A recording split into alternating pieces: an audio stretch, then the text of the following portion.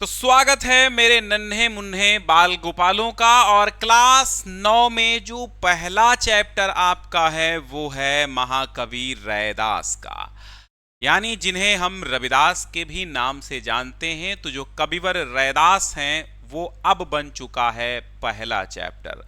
पहले ये चैप्टर अंत में था, यानी कि पुरानी किताबों में आप देखेंगे तो ये पहले चैप्टर ये लास्ट में हुआ करता था। लेकिन अब जो नया सिलेबस इस बार आया है, नया सिलेबस माने नई किताब में ये चैप्टर जो है वो पहला चैप्टर हो चुका है। फिलहाल मैंने बहुत सारे चैप्टर्स पढ़ा रखे हैं कक्षा 9 की हिंदी के। तो आप लोगों से एक गुजारिश है कि जाइए और फटाफट हिंदी के सभी जो चैप्टर आपने नहीं पढ़े हैं वो पढ़ लीजिए। प्लेलिस्ट बनी हुई है इस नए सेशन की, तो अपना नया सेशन का सन देख के आप जल्दी से जल्दी पढ़ लीजिए। आज हम लोग पढ़ेंगे, क्या पढ़ेंगे? महाकवि रैदास का जीवन परिचय। रैदास का जीवन परिचय आपको अपने एग्जाम की कॉपी पर कैसे लिखना है, सेम वैसे ही कॉपी के फॉर्मेट में मैंने आपको बताया है। तो जैसे मैं बता रहा हूं सेम वैसे याद कर लो, वैसे ही कॉपी पर लिखना है। बाकी आपके विद्यालय में वो कैसे बताते हैं, तो अगर आपके विद्यालय के अकॉर्डिंग आपको लिखना है तो भी ये आपके लिए कारगर है, क्योंकि विद्यालय में जैसा लिखाया जाता है बिल्कुल स्कूल की तरह ही मैं लिखा रहा हूं आपको। तो पहले नंबर पे आप संक्षिप्त जीवन परिचय लिखेंगे, यानी जो शॉर्टकट में आपका एक बॉक्स बनाना है। और ये बॉक्स जो बनाना है, यानी ये स्केल से एक बॉक्स बना लेना है, इसमें ये छोटा सा फ्लो चार्ट बनाना है, ठीक है।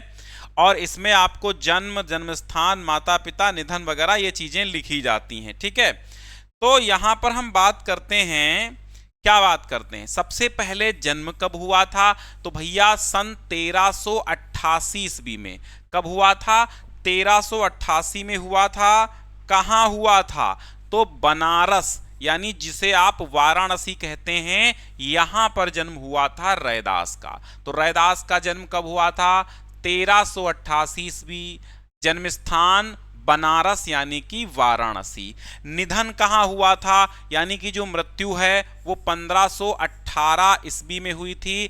कहाँ? बनारस वाराणसी, यानी जहां जन्मे वहीं देहावसान। तो जन्म और मृत्यु पता चल गई और जन्म स्थान मृत्यु स्थान पता चल गया। सन 1388 ईस्वी में बनारस में रैदास का जन्म होता है, 1518 में देहावसान हो जाता है। क्लियर? अब हम काल और धारा की बात करेंगे। कौन से काल में थे? तो ये भक्ति काल के कवि थे, निर्गुण संत काव्य धारा के कवि थे। समकालीन व गुरु कौन कौन थे? तो संत कबीर के समकालीन थे। समकालीन का मतलब है कि किसके समय में थे, उनके गुरु कौन थे, ये गुरु किसके थे।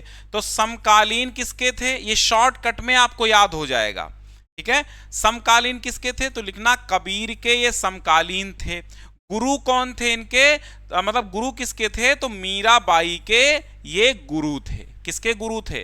मीराबाई के गुरु थे। मुख्य संदेश इनका क्या था?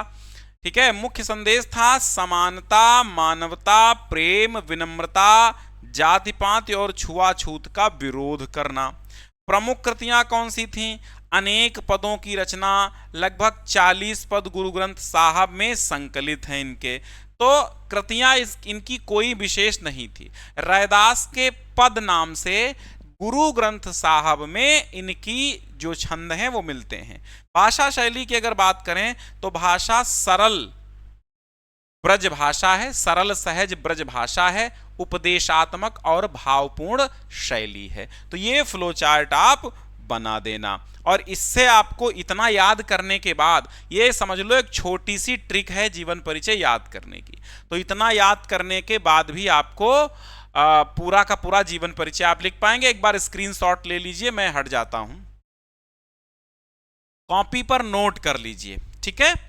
हाँ, जीवन परिचय, जीवन परिचय जैसे आपको विद्यालय में लिखाया जा रहा, आपको याद नहीं हो रहा तो यहाँ पढ़ के याद कर लीजिए, और ऐसे लिखने से ही आपके परीक्षा में पूरे पूरे आपके जो सर हैं मैडम हैं वो पूरे मार्क्स देंगे।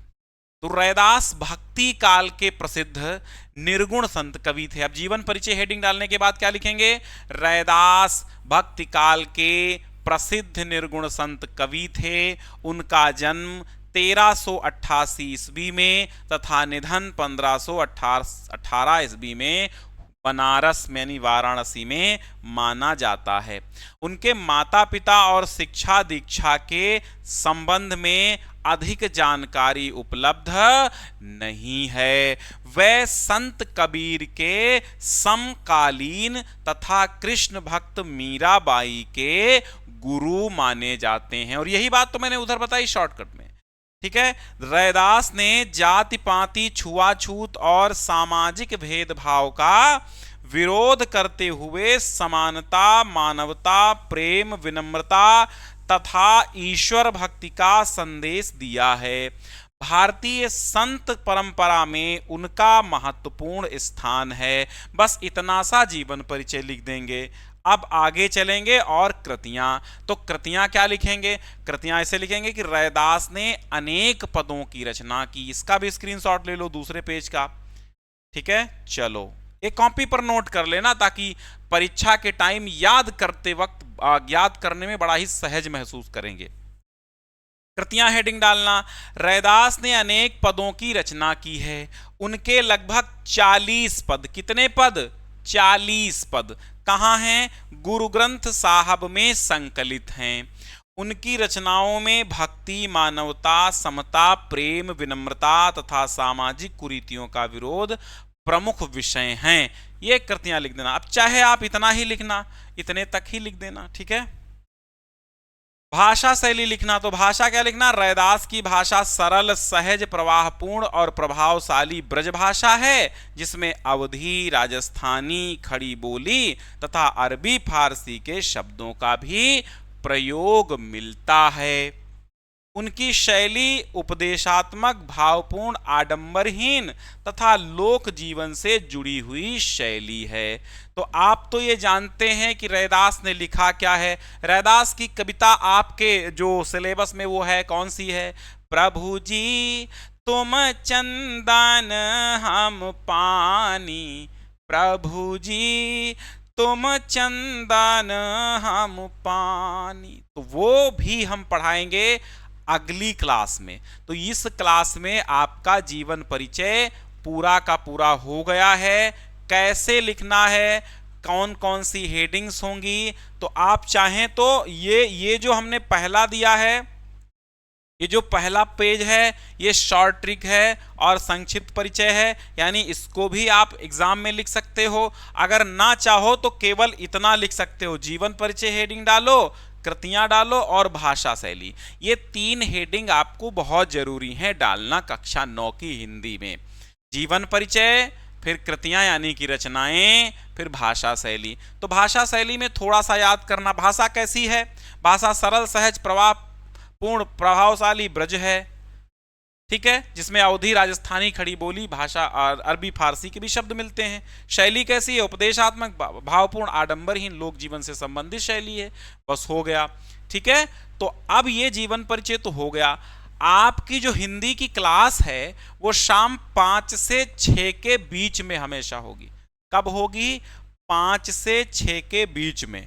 तो आपके और सप्ताह में 3 क्लासेज होंगी, ठीक है। तो सप्ताह में किसी भी दिन 3 क्लासेस होंगी, इसलिए चैनल को सब्सक्राइब कर लो, व्हाट्सएप चैनल ज्वाइन कर लो और ज्ञान सिंधु क्लासेस एक ऐप है उसको डाउनलोड कर लो। तो ज्ञान सिंधु क्लासेस ऐप डाउनलोड करोगे, माई कोर्स में जाओगे, नीचे माई कोर्स होगा, ठीक है, उसमें जाओगे। देखो मैं दिखा देता हूं। आप जब ज्ञान सिंधु क्लासेस ऐप डाउनलोड करोगे, ठीक है, तो अब आप देखिए यहां पर ये ज्ञान सिंधु क्लासेस ऐप खुल जाएगा। ऐप खुल गया। अब यहाँ पर नीचे एक माई कोर्स है, यहाँ पे ऑप्शन। अब माई कोर्स देखो तो यहाँ कक्षा 10 हिंदी, 11 हिंदी, 10 संस्कृत, 9 हिंदी। तो 9 की हिंदी पे व्यू कोर्स कर लोगे तो अब आपको यहाँ पर क्लिक करके पूरी की पूरी हिंदी की प्लेलिस्ट मिल जाएगी, जिसमें सारे वीडियोस आपको मिल जाएंगे, सारे वीडियोस मिल जाएंगे जो भी आपके सिलेबस में हैं। तो देर नहीं करना है, तुरंत सब्सक्राइब कर लो, ज्ञान सिंधु क्लासेस ऐप डाउनलोड कर लो और उसे मोबाइल नंबर से रजिस्टर कर लीजिएगा बस, और आपको समय समय पर सारी क्लासेस मिलती रहेंगी। तो मिलते हैं हम अगली क्लास में, यानी अगली क्लास जो है तुम चंदन हम पानी की व्याख्या करवा देंगे, संदर्भ प्रसंग व्याख्या, जिससे आपको बहुत अच्छे से समझ में आएगा। व्याख्या पढ़नी जरूरी है, तभी आप उसके क्वेश्चन आंसर कर पाएंगे। ओके, बहुत बहुत शुक्रिया, धन्यवाद।